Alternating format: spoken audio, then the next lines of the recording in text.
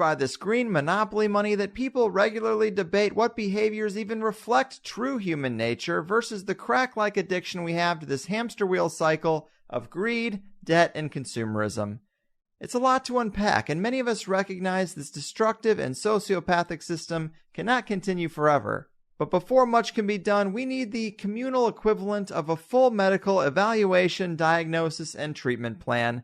And lucky for us, one of my favorite physicians of finance and doctors of the debt-based system of rule is here to drop some knowledge. His name is John McMurtry. He's a retired professor of philosophy, expert in value theory, and author of several books, including The Cancer Stage of Capitalism. You've seen him in Zeitgeist moving forward, and now on the day before Election Day, it is an honor and a pleasure to have him here. John, welcome to the Higherside. My pleasure too, Greg. Yeah, man, thanks for doing this. I'm absolutely psyched to be able to talk to you about some of this stuff.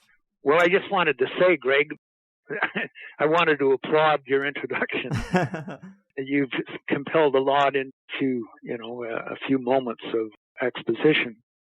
And what, we can develop at many spots. One of the spots that fractional reserve, for example, is very much part of the cancer system. The cancer system just, maybe we get the physician's diagnosis here. The cancer system is the disease, and it's the disease of transnational money sequences without inhibition over kind of expanding everywhere, overrunning all life needs and so on. And that's behind everything that's going on, from the wars to, the loss of infrastructure to everything you identified. Now, fractional reserve banking is certainly a key part of it. It's the sort of, you might say, the original disorder. But it's been around really through modernity. What we've seen since 2008, 2007 and 8, is the handing out of the banks without, fractional reserve isn't enough. They've spent it all and lost it all, and they're speculating on. And so the governments, with the U.S. leading, have given trillion after trillion. And in the case of the U.S., it was over 17 trillion by 2 years ago. And Bernie Sanders was the one who insisted on exposing this through his ability to do so from the Senate. Now that trillions and trillions, it adds up to more than the whole gross national product. And that has just been given to the banks with no fractional reserve. This was to recapitalize them. So the cancer system has gotten worse and worse. Fractional reserve is just the original drive wheel. But now it's just giving the money straight out from the public sector, which is meanwhile deprived and dispossessed, like people who benefited from the public sector, what I call the civil commons, that make their lives safe and secure. It's taken all that. They've raided all the public sector options and capacities like infrastructures to be able to really sustain the people, because the only thing that matters is transnational money sequences and bribing them as well through corporations, not just through the trillions to the banks, but most of the public expenditures today are really being picked up by, for example, the whole so-called green technology. That's all really money flowing from the public sector into the corporations, transnational corporations' pockets, for huge guaranteed profits and ineffective solutions. So, in short, I would respond yes, yes, yes to what you say, but don't think it just depends on the fractional reserve system. Yes, it does, but there's a lot worse happening here that indicate the carcinogenic nature of this whole system at the social level of life organization, which I can explain if you'd like me to just go on with why I use the model of a cancer to diagnose the disease that you started with your lovely introduction. Sure, yeah, absolutely. I think those are terms that a lot of people probably aren't used to hearing equated to economics, but you do a great job. I think, yeah, definitely elaborate on that for us. Well, if we just look at the cancer model itself, and then I'll go into the money sequences, how it works at the social level of organization. But I was driven to the cancer model of diagnosis by originally doing an article which was medically refereed back in 1995.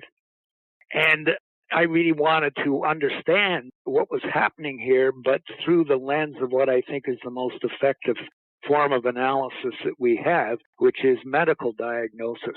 But medical diagnosis doesn't work beyond what philosophers call the agent relative level or beyond the individual level, the atomic level. They just look at the body, the individual body itself, and what are its problems, including with cancer. It'll be a cancer of the life host, the individual life host, not the social life host. They just can't get there through their methods, although there are movements definitely in that direction since 1995 to understand the social disorder as a disease which is afflicting at the social level of life organization, but has much the same characteristics that distinguish it. So that with a cancer, for example, and why I was driven to the cancer model, I also had, like most people do have, cancer in the family, cancer myself. My wife died from cancer. So it was a model that was very clear to me as a possibility. And then the more I investigated it, just more and more the evidence. You always look, if you're scientific, you always look for disconfirming evidence as well as confirming evidence. But you really want to look for disconfirming evidence as much as you can to ensure that your diagnosis is correct. And you're always open to more disconfirming evidence that you'll have to meet. So that's the way I was going. I didn't want to believe this. I was driven to it by the phenomena. So what you know is happening with an individual level of cancer, and what I'm saying is just like the laws of physics or even the laws of biology apply far beyond the individual level to the social and the evolutionary level as a whole. So with cancer itself, it begins with, and it's, one recognizes it by, first of all, there's something going at the cellular level. In the technical sense, tumors are created by cells that have lost the ability to assemble and create tissues of normal form and function. That's a technical definition of what's going on. Mm-hmm. But the key to that is that, first of all, it's an uncontrolled and unregulated reproduction and multiplication, self-multiplication inside a life host. And the key thing is that it has no committed life function to the life host. That's really the essence of a cancer. It's not only uncontrolled and unregulated reproduction and multiplication, like, say, a virus is, but it has no commitment to the life host, and it only multiplies to the point of the death of the life host, which is now society. So that's a key feature, and it's also recognized by our features is by it's aggressive and it's opportunistic, and it appropriates all the nutriments and resources from its host in order to multiply itself further. And here you really start to say, well, that's just what's going on with these transnational private money sequences that have no life function, that multiply their agencies within the body with absolutely no committed life function. And the key, though, in terms of the body's immune system defense, and it also applies at the social level, is that it's not recognized by the immune system. It's not effectively recognized by the immune system. That's the whole key to fighting cancer, is you have to recognize it first. And really the whole evolution of society is dealing with disorders that are multiplying through the body in some way or in the body so as to disorder it, disease it. And usually we recognize that. The immune system is a miracle of evolution. I mean, and I can go into the definite description at the level of the individual life host, the organism. But in both cases, the response to all possible diseases has already been evolved inside our immune system, and it's, the T cells, the killer cells, the T cells comes from the thymus gland. And anyway, it's really a marvelous, beautiful process of recognizing and then isolating and attacking and erasing this killer enemy. But the problem with the killer enemy is, and this really differentiates it from a virus, that it metastasizes across the host. It jumps across the host. It doesn't just spread by an enlarging circle. Somehow it jumps right across the host from one place to the other. And in fact, it can start at the sexual organs and end up as brain cancer or many, many other possible combinations. But it metastasizes, which is the really scary thing. It means that your whole immune system is not working because it's gone by the filters that normally pick these things out and that normally fight back and reestablish the health of the host. it metastasizes, and it metastasizes every which way. It can metastasize across, seemingly action at a distance, leaping across the body from one part to another. That's really distinguishes it. And that's exactly what we see with transnational money sequences. It really begins at that level, where it metastasizes. It just jumps from one realm and one domain and one society to the other. How does it do this? Well, in fact, it does this through the so-called trade treaties, which are essentially to protect and increase the transnational money sequences against all social life defenses. Mm-hmm. That's the essence and the defining feature of the social level of cancer spread and disaster everywhere, because it just keeps on going. It just never stops. These things have all failed, and that's the wonder of Trump, really, is that he has brought the dispossession phenomena that is going on. He doesn't call it a cancer. More and more people are, but he's at least drawing attention to what the mass media, the corporate media, always repress and will never report. He's drawing attention to that the whole society, the whole working society, has been dispossessed and then belittled and then left to fend for themselves in a system that actually will kill them one way or another and disease them on the way. And that is happening.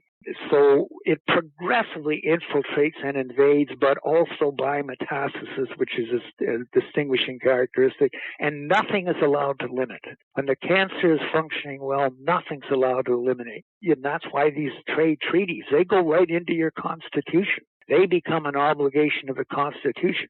So the cancer system has gone into the Constitution itself through so-called trade treaties, essentially protection of transnational money sequences behaving in a cancerous way. Nothing stops them.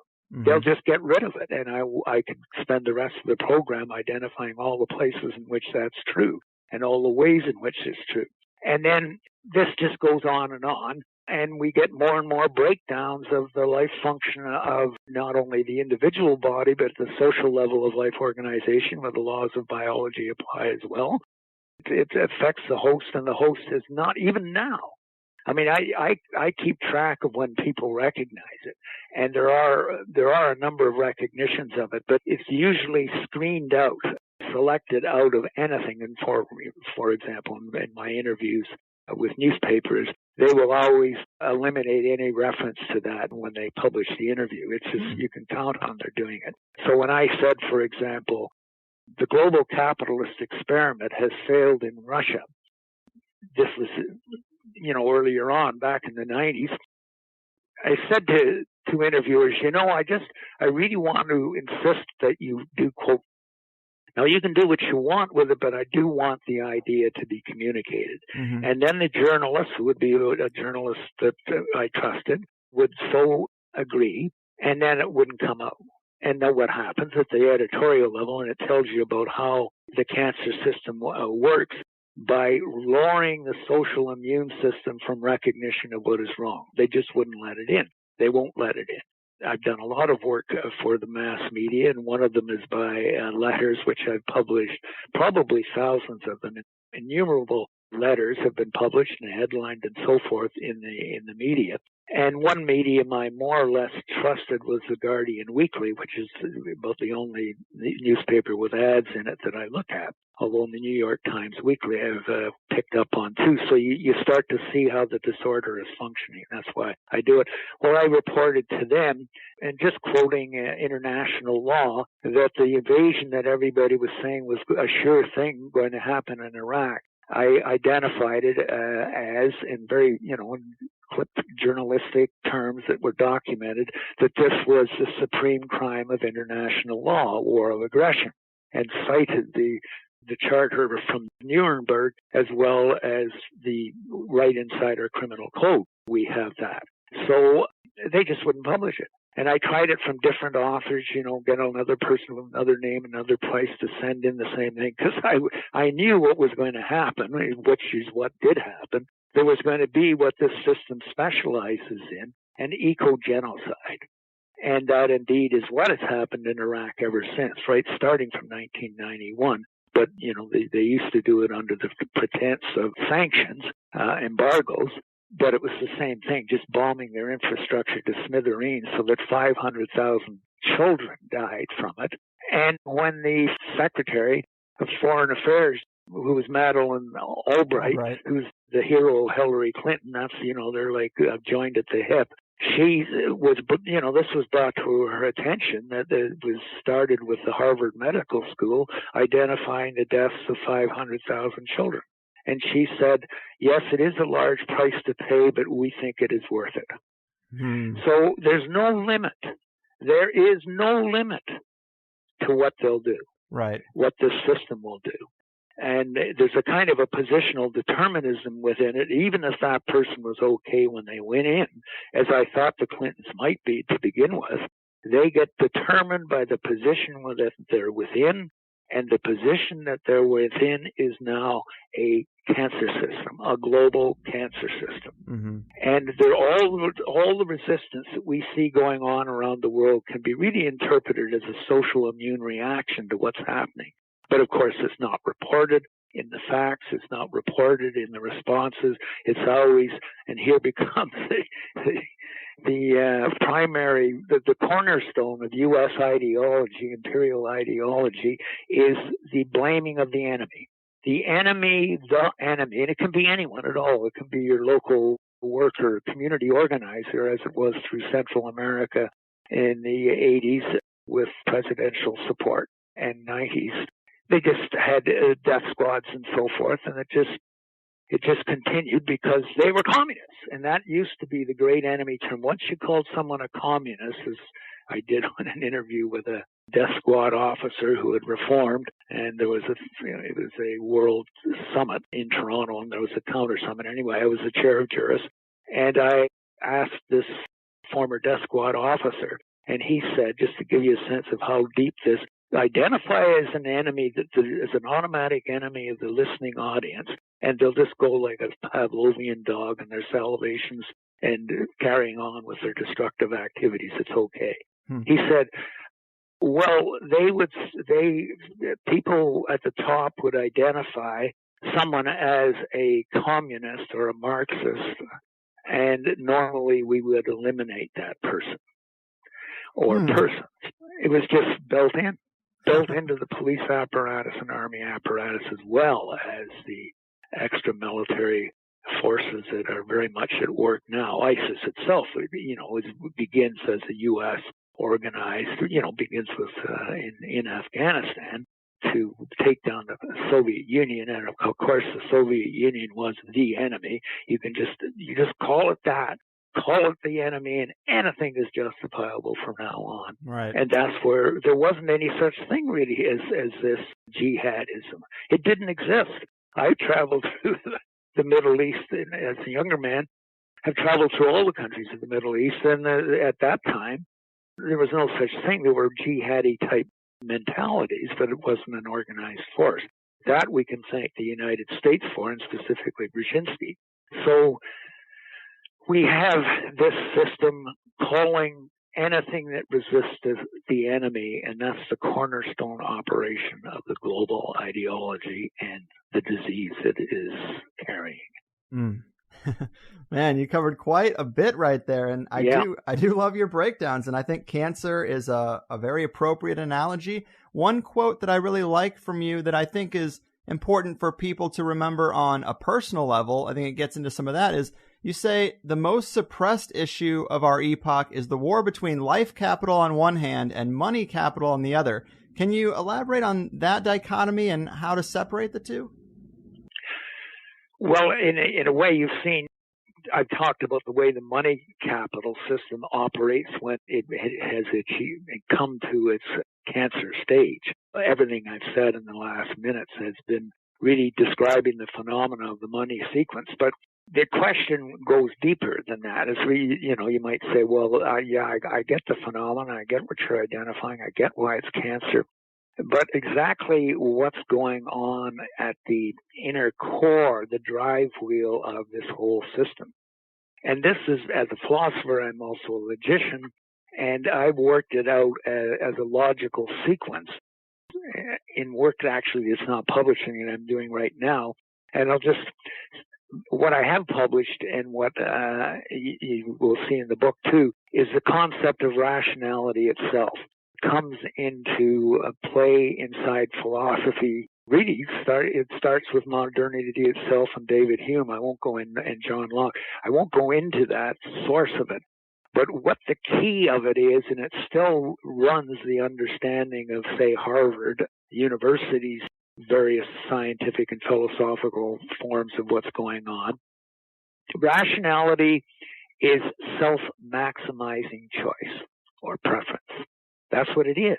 So it begins right at the level where everybody says, well, that's the way evolution runs. That's what we're all naturally selfish. We have many, many expressions of it. Human nature is naturally greedy, and on. We hear many, many expressions of it. But the underlying formula, which actually governs all American social science, is, and all that it influences elsewhere, which is considerable. It gets control of even the higher research grants, as it has now, and it's just gotten much worse. In any case, rationality means, by presupposition, if you're rational, if you follow reason, then it's a self-maximizing preference you sequence in everything you have a choice in. It's only self-maximizing choice. Well, that seems innocent enough in itself. But the self-maximizing choice, you see, it's only rational if you're consistently self-maximizing. So if you do anything on anyone else's behalf, say in the economy, which is the basic system at work here, the so-called economy, it's not economic at all, it's the opposite. But the so-called economy, every agent in the economy is presupposed by the pseudo-subject of economics to be self-maximizing in their choice, and all their models are based on that being the case. And all the way, not just, the key is the sequencing. It just keeps on going. It keeps on going. Well, so far we don't have a disease in the social body, but it slowly turns into, becomes, well, what that equals is basically an equation that always more money value for the self, whether the self is a transnational corporation or even a consumer and worker, the self always maximizes. He always wants more. Economic man always wants, so-called economic man always wants more. And he always wants more in money terms. So that's a huge transition that takes evolution, historical evolution of a whole culture, a dominant culture, an imperial culture for 300 years or more. But because it's a sequencing, the always more money value for the self, meaning, anything that's so self-maximizing, including the corporation or indeed these corporations together, is good. So that's good, and if you're not doing that, it's bad. Moreover, it's not efficient. It's not productive.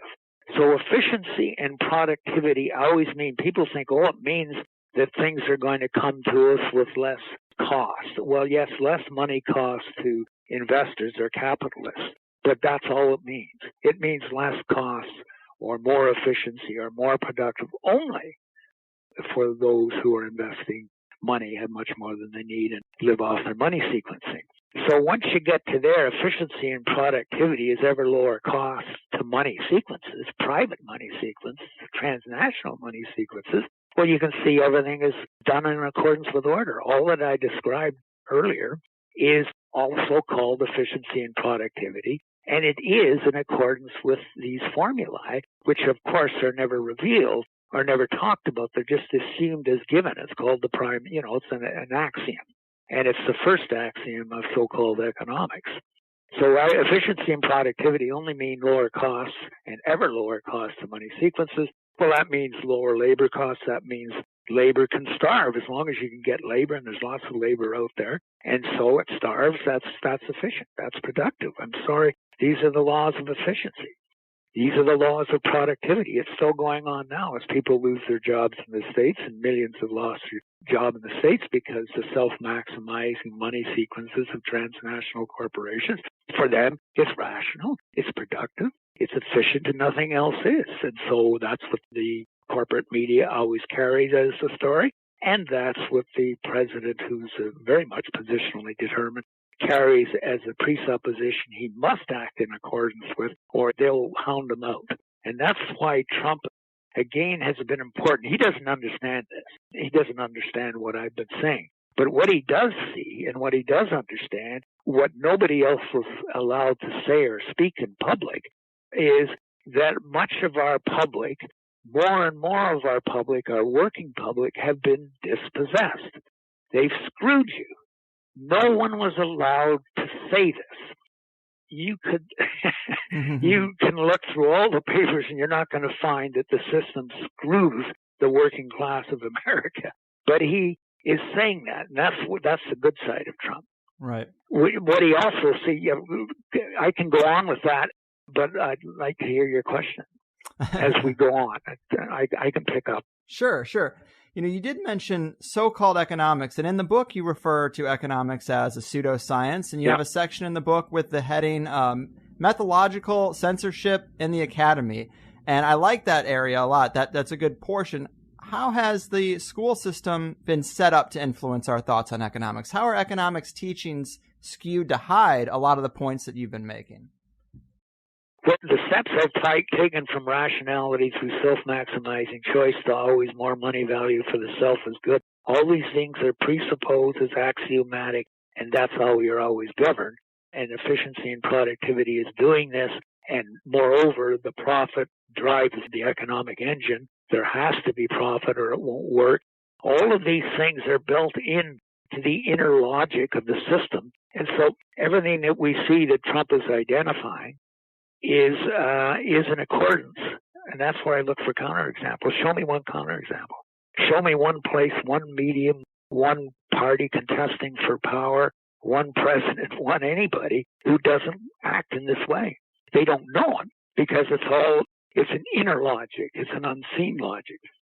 Then the states and governments themselves see themselves as effective and in need of having legitimacy, and they'll only be picked for selection if they serve those transnational money sequences.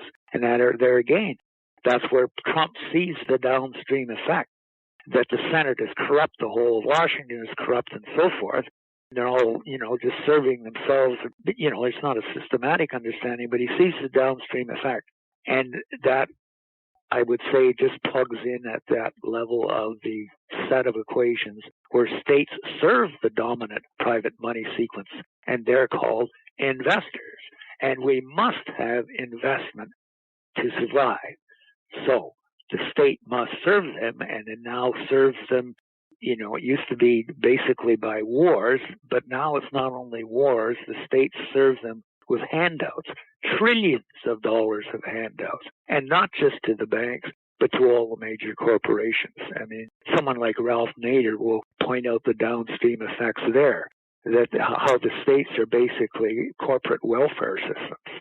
And so everything else in accordance with this inner logic that you're saying, how did this happen?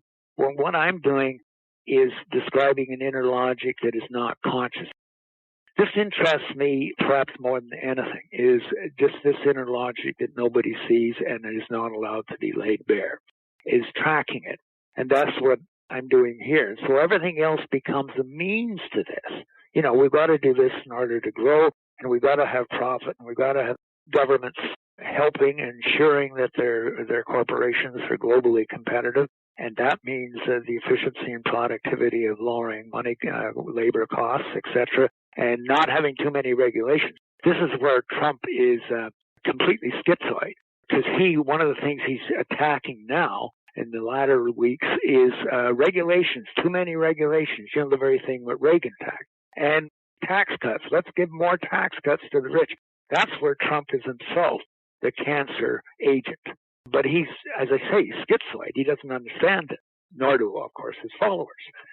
But that's what's happening. That the inner logic is prevailing, even though he sees that the American working class has been screwed and that ordinary people have been dispossessed, and that America's in a sorry state without even good bridges when it used to be lead the world and all that. He's all right about all those phenomena. They're undeniable, though nobody else had posed them out inside the corporate media because they'd be silenced. He couldn't be silenced. And that's his that's his greatest achievement, is that he hasn't been silenced.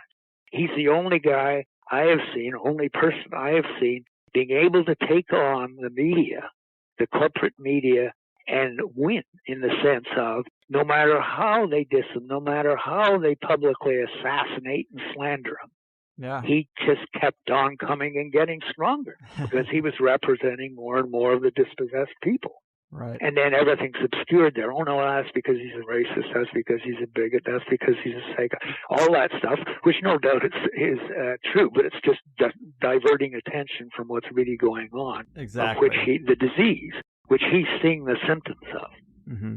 And so this means it just overruns everything that we used to know as needs. There isn't, and this is back to the question more directly, this is why economics is a pseudo-subject, because all it does is describe this as good. Mm-hmm.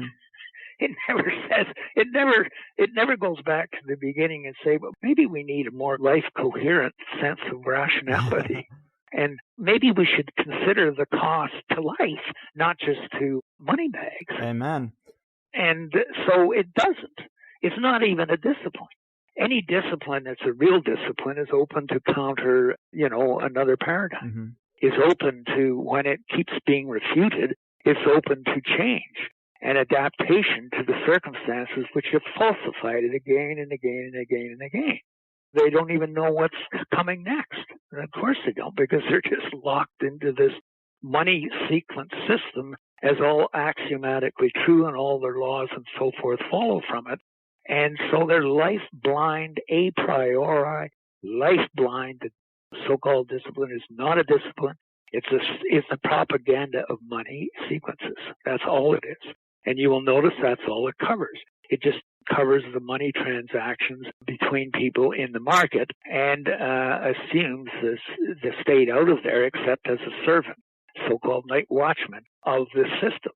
So it's a propaganda that is not, any scientific sort of philosophy of science, but it's more generally known this, that you have to have propositions that are falsifiable. If they're consistent with anything at all, it's a pseudoscience. So-called economics has nothing. There is nothing that can happen that can disprove its so-called science. It's pseudoscience. And that's the first thing, how you tell that it is a pseudoscience. That's a scientific way of telling it. There's no evidence to account against it. Mm-hmm. And then I would say, as somebody who thinks that the real source of value, and this seems self-evident, the real source of value is life and enabling life, and the life capacities that produce more life capacities through time, through generational time, that's the real life capital. And I call it capital because it has the features of real capital. Capital is a concept that's been expropriated from the life sequence. Why it seems to make so much sense is because there is something wonderful about a value that produces more value without loss and cumulative gain. That's a beautiful thing. It's not really understood in all history before, because usually it's understood cyclically. It goes around to the beginning again, and all people basically understand things in terms of natural cycles. But the capital moment, this is wealth that produces more wealth without loss and with cumulative gain. That's a dynamic idea, but it leads to cancer as a money sequence system, a transnational money sequence system, but as a life principle and a life axiom, the primary axiom, it leads to better and good by definition. It only leads to better life by definition. That is, its wealth, let's say education. Its wealth, the education, they even call it knowledge capital. They just mean knowledge capital as money sequence capital. How the money sequences use knowledge to reduce costs and advantage money sequence investors. That's the only thing they see. And that's a phony understanding of capital. Mm-hmm. But if you understand, and this is a long time coming. I could not say it in print. For years after I had so seemingly, to my own mind, I discovered this that nobody else was talking about. But it was so hard to shift from one mindset to the other And I knew the left would be angry at somehow rehabilitating capitalism by talking about life capital. Yeah. And I knew the right and the center would just not want to allow that distinction in because the game's up. If you understand that distinction, the game's up. You can't go any further with that because everybody naturally, not just as a self-maximizing agent of a propaganda system that's enacted every day in every place, but because people prefer life to money. There's a lot of literature is written about it. In fact, you might say that anything any good that's ever been done is really talking about that in one way or another. Not, about the life, what I call the life code or the life value ontoaxiology. Mm-hmm. And that's why it's not allowed out, and it's not allowed out either by Marxists, which I've written, one of my first books was on Marx, The Structure of Marx's Worldview with Princeton Press. And so I've read everything Marx ever wrote, but I came to the conclusion after years and years of puzzling over all this, you've got to go to the life ground. And there isn't a life ground in Marx. I can find one for him, but he doesn't have one. He implies it, but he doesn't have it. In fact, that's why Stalinism and everything can go run mad calling itself Marxism. And because the actual theory doesn't ultimately have a life ground. What its ground is productive force development or technological development, technological determinism, really. Mm-hmm. And often technologies can be even publicly owned and still destroy life. And indeed, for Marx, the classes that were, the peasant classes were a necessary cost. Their death in the world was a necessary cost of progress. He, in a way, is, the last great bourgeois thinker in the sense that he takes capital to be implicitly God. Mm-hmm. That if the workers can just take over this money capital, then everything will be solved. Well, it isn't because life requirements are very different. And what are those life requirements? And then I go down to what they are, and then you get a whole schedule of needs, not Maslow mm-hmm. needs or not any other type of needs they're talking about. A need is what life is. Life is reduced without. Yeah. That's another formula that you won't find anywhere else, but it captures the notion of need and only need. And so what is it that we cannot do without reduction or death of our life capacities? Well, we've got to have good air to breathe. Right. Got to have clean air to breathe. And indeed, we probably also need some space, and we probably need it as at least some green space, or got to have light. And I call that the atmospheric good and a need.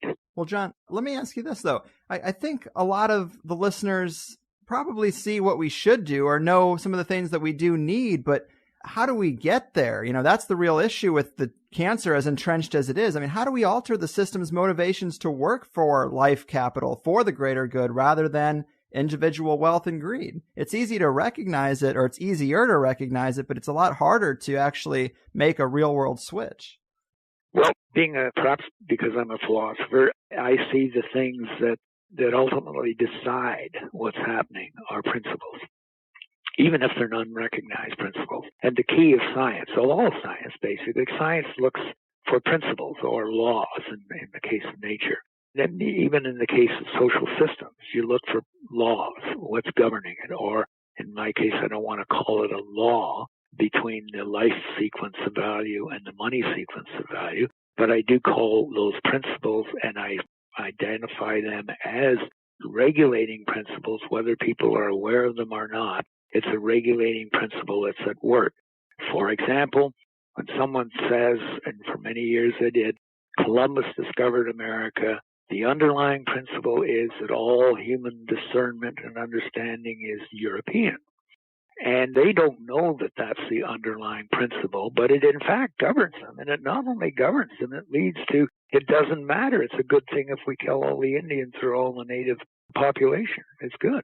So always behind which we see inside a system or inside a person's behavior as an individual inside that system, it's always regulated by principles. And so I can just pose a question back just to get to that first base. Can you think of anything that isn't governed by a principle and indeed isn't governed by the life value principle today, versus the money value principle or the money sequence of value versus the life sequence of value. So I'm arguing, and I love counterexamples, arguing that if you want to understand anything that's going on here, you got to understand its regulating principle, or you don't have a scientific understanding. You don't even have a logical understanding of it. Mm-hmm. And anything that's exceptions to it causes one, if there's an exception to it, then one examines that exception, see if it really is an exception, and then you have to adapt your understanding, again, looking for the actually underlying principle that you will be able to predict from, too, that they'll continue to operate with that principle until there's another principle that is instituted. And we've had those principles instituted. For example, slavery, everybody thought it was natural from Aristotle and Plato on. It was a natural state of affairs, and that's that. And that continued up until, hardly a century ago that was no longer a principle we can live with and live accordance with. And so the principle changed, that slaves were not slaves by nature, but by an institution that needs to be changed. The same with women, who were, in a sense, like slaves, basically the possession of their male master and with no rights. And we've seen in our own lifetimes, we've seen big changes happening there. But what we look for, many feminists would say, yeah, you see a big change in the talk, but you don't see any change in what's actually going on in the marketplace, because there, women still only have 2/3 of the pay of men. And that's the big, seems to be an anomaly. But according to a principled understanding with principled grounds, you say, well, that's because your economy is not feminist. It doesn't recognize these as issues. Now, they may bring in symbolic women into the hierarchy and even CEO office, but that's not a change in principle. That's basically a propaganda, a symbolic gesture that stops people seeing what's wrong with the principle. Mm-hmm. So look to any problem or indeed any success in our lives. And this was really what, we began with in our original conversation about doing this program, was just saying, not only is the war of the world the life value principle or the life sequence of value versus the money principle or the money axiom and money sequence of value, it is also that war includes everything. Everything is now involved in that war. And isn't that kind of the dirty secret, though, that like these principles that really guide the system, there's different levels to how important they are to the integrity of the system. And they allow us to debate and vote on issues that are kind of minor, but these key ones are kind of off limits to us, it seems. That's right. That's right. So that's the problem of thought. And that's what I try to do, is to bring people's understanding to the place where they see this. Because what I am saying here can be falsified. You can pick out some phenomenon and say, well, they're arguing about this or that, say feminism or racism, which is associated with slavery, and they haven't really changed the principle. Or they have actually changed the principle insofar it isn't governing. It's an empirical, objective matter here. Mm-hmm. And then you say, well, how can we do it? Because it just isn't that. I hear from your question, we sort of are getting this, but look at what's going on. They're still doing these dispossessing so-called trade treaties, trade agreements, which only advantage transnational money sequences and override everything of life value to do so. Even though we know that principle, nothing's changed. They just give out different pretenses, and basically have a brand change. Oh, people are sick of that, so we'll change from the Bush cancer system leader. They don't think of that. But we'll not change the cancer. We'll change the front man. Right. So we have a brand change with Obama. Mm-hmm.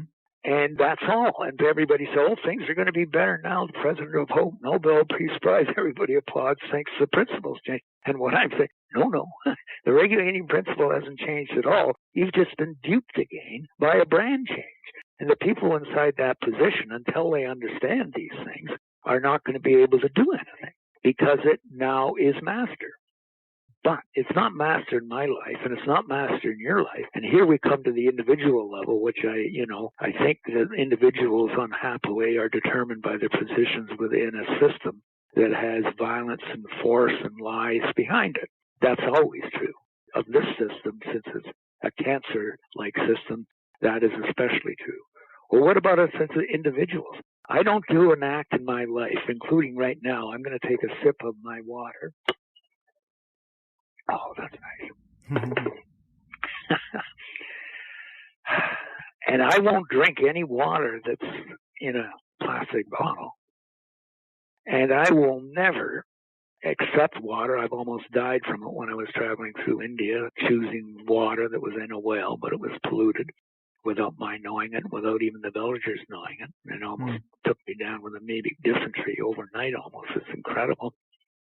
And I'm going to only patronize the provision of water that is a good provision that makes it universally accessible. So I'm only going to use public water or demand public water, or filter it in some way myself until we get that change involved. Now that's just water, but go through every part of your life here. This technical marvel that we have, that we can now talk over a phone and communicate to each other about what ultimately matters, which was never possible before.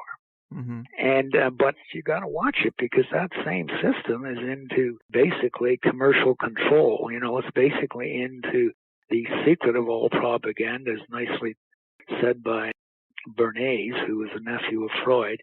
He said it's a mechanism of consent that rules and regiments people without their knowledge of it. Mm-hmm. And this is the invisible government. He said that back in 1926, and he's the founder of public relations.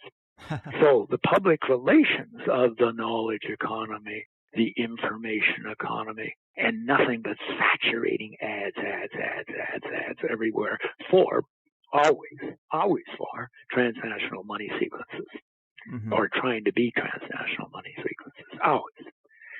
So I can change my life by what media my own life will change radically if I don't, for example, watch commercial television. And I could say that since television came in, about half my life has been without it. And or it's public, where the public sector gets into the television, it's more reliable. So that changes my pastime too, and my computer, which I live from basically as a writer, which made tremendous advantages for me. And I always ask the life question: does it enable life, or is it life coherent? Does it more inclusively and life coherently enable my life and other life? That's what the coherence is. It's not only that it enables your life, but it's coherent with others' needs, so it enables their lives too. Every commitment for every act that anyone ever does can be a life value commitment. And in fact, we see people doing this all the time. Food is the best example, really, of where you see a huge change in awareness coming. 10 years ago, the junk food, the U.S. had made sure. They just said they would discontinue funding the World Health Organization if they came out with anything about food and junk food, or even a good diet, which you have to have for a nourishing diet. Mm-hmm. They would stop. They just defund it. And that's the principal weapon, is defunding. If not war, if not kill, defund first, then kill. Mm-hmm. And so every moment of our lives is such a choice between, in our time, the money sequence of value and the life sequence of value. Right on. I do like a lot of what you're saying. People should live more principled lives, but there is an issue here that we have to address, because I've had several guests who talk about classic capitalism as the mechanism for lifting hundreds of thousands of people, millions of people out of poverty in the last century. That the technological innovations and advancements of our time have capitalism to thank as their catalyst. And they say that our weapons shouldn't be aimed at capitalism, but rather centralization. How would you respond to someone with that mindset, or even anarchists or free market libertarians who argue the state is the real villain of the story here? Well, you've just encapsulated as you're doing throughout here, you've encapsulated the two main arguments. The first argument I would call it is Marxist in origin, but also that needn't be Marxist. That capitalism is the solution. Marx believed that, that we had to have capitalism reach its zenith of where it was no longer productive, and then only when it was no longer productive, when it was choosing between productive regression and productive advance, the system would always, he thought it was an historical law, choose the way you just described. That capitalism will always, all these, for example, life expectancy will change and improvement. And, for example, electric lighting, it was through capitalism or through knowledge capital and the internet and so forth. And each one of these I would go through and say, well, include, whether it's by a Marxist or by orthodox economics, because they really do share that same argument, both of them. And that's why the one is not really a revolutionary argument in the sense of changing the system. It's basically how the system can still work if the workers are the ruling class. And that doesn't get into the problems that have been built in principle. So in those cases, I would say, well, that to take the people die less, especially childbirth would be the most dramatic success, or life expectancy. That wasn't capitalism. That was in spite of capitalism. Right from the get-go, it was about having clean supplies of water right from the get-go and separating water from sewage. That was the secret to it, and that happened, that was not capitalist. It were the women in England, for example, that during the cholera epidemic said they understood. Women are usually leading these things, by the way. It's not capitalism at all. It's probably the women. And they led this force and ended up with public sewage and so forth, which then was copied everywhere because it made the difference between life and death for most of your population. More than half of Europe was killed by not having a separation of water and sewage. Because of bubonic plague, which was carried by rats, which had a parasite on them, et cetera, et cetera. But the only way you're going to fix it was if you separated the water, which mothers would know. The women would know because they're dealing with water all the time. And so it wasn't capitalism at all. And now you think, oh, well, but look at this capitalism that gave us the internet. No. As you know, you probably know more than I do about this. It's all been shareware from the beginning. It's all been a science to begin with. When I was first introduced to it, before it became fashionable, and I resisted it because I was used to the other way. But my physicist friends, because I was very much involved in then Science for Peace, which has, by the way, been usurped by basically U.S. propaganda. But in the old days, Science for Peace, they were at the front end. They had Nobel Prize members in there a lot. They were at the front end of the internet because that's what they were doing in their physics experiments and discussions with each other without having to travel thousands of miles or, unaffordable telephone expenses that only happen once in a day. Or, the internet was introduced by public scientists. And the people who have all the innovations, what the sharewares in one way or another behind all of it. And then it's the non-capitalist discourses and communications of facts, in spite of capitalism, is all the real information and knowledge that you can get from the web now. By avoiding capitalism, by stepping around it, which now these tools allow us. So I would say now, I'm open to, of course, dispute here if anybody can think of a thing that capitalism gave us that wasn't in fact started beforehand by non-capitalism or in spite of capitalism. Right. And I struggle with that too, because I have guests on both sides of the question. And so many talk about, if we just had a free market that didn't have all this influence from the elites, it would be a more freer society. But I'm just not sure, because I think that with capitalism, you're always going to have incentives for criminal action to get more profit. Of course, you're right. This is the libertarian ideology on one half of it. There's capitalist libertarianism and there's socialist libertarianism or local libertarianism, where it's by the community determination, self-determination. And anarchism is another expression of it. So even in Marx's day, there were anarchists that argued this way, but it's become much more, especially through U.S. Not many people elsewhere believe any of that capitalist libertarianism. That's basically what I would call an American religion, which isn't recognized as a religion, thinks it's very rational, but it's not life coherent. It's, just leads to, as you said, not just crime, but it just leads to, if you leave that alone, try to think of one social advance that's made without public authority, without public taxes, without even, from police to water supply. Again, it's the same thing. Now, why don't they know that? Because they're a religion. They're a dogma. And they stretch in, and it's carried by Americans. I've not met anybody who's a capitalist, anarchist, libertarian outside of the States or from the States or born and bred in the States. It's more, it's penetrated Canada quite a bit, but not to the point where people take it seriously. But it has penetrated, but not elsewhere. And why? Well, this is usually there are religious substitutes for the lost religions we have. And although libertarianism pretends to, and in many matters other than economic, it is rational, here it's religious. There's only one God. There shall be no other God before it, and that is capitalism. That is free investment with no interference. That is ultimately the transnational money sequence cancer system. Mm-hmm. But they can't go any of those steps. And I've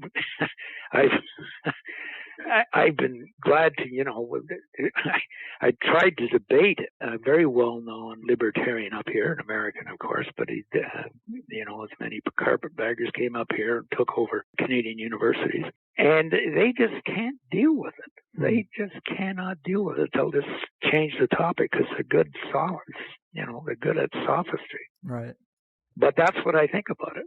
And I just say, well, just take a look at it. You think it'll all be better without the state by free investment? Then you can go into the cancer argument, or you can go into the argument of which particular advance are you sure has been by this money sequence, private money sequence method? Right. And whenever they're put that one they have to face, they change the topic or try to find, something to be sophistical about.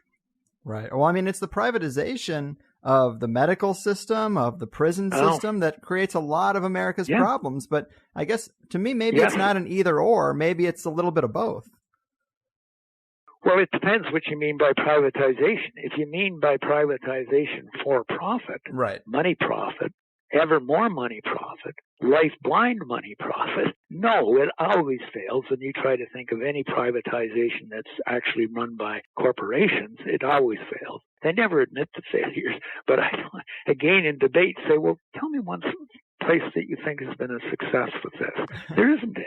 Right. But if you mean by private, like a friend of my brother's who's a very well-known surgeon and agent in public health in Canada, has been a minister, associate minister of public health.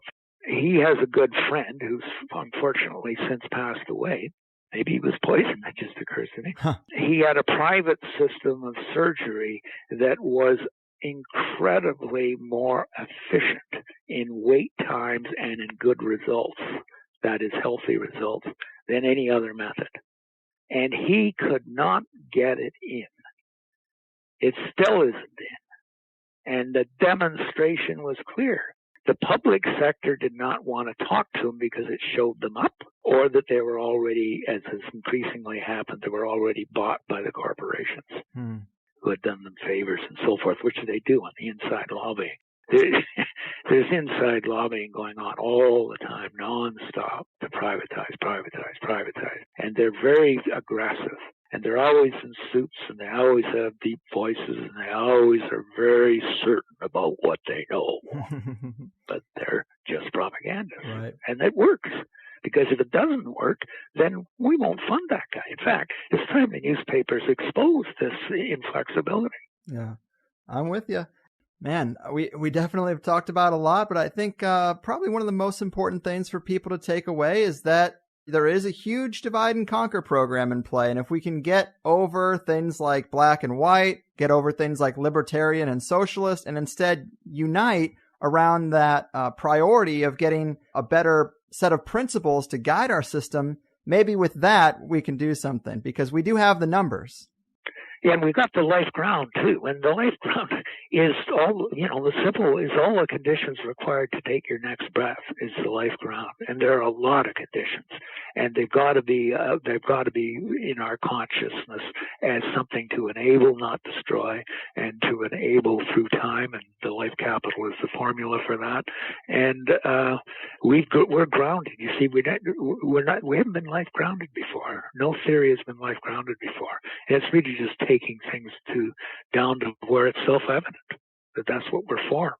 And all questions and problems really need that, that to be the lens through which you understand it. Amen. Wow. Well, John, this has been a real treat for this college dropout to spend some time with such an accomplished academic as yourself. Well, the reason we're doing it is because you showed yourself to be very informed. And we're thinking in principled terms. I try. And not many people do that. So it's been a pleasure for me too, Greg. Well, thanks for taking me up on the offer. Would you like to remind the people where they can follow up on your work or tell us about anything else you're working on in the future before we go? Well, you can capture a lot of my book, which was published in 2013, The Cancer Stage of Capitalism, From Crisis to Cure, and that's an encyclopedic book. And then as for articles and monographs that I've done since, I've done them all over the place, but the place that carries all of them and archives all of them pretty well, except the one on 9/11. It only has part of it.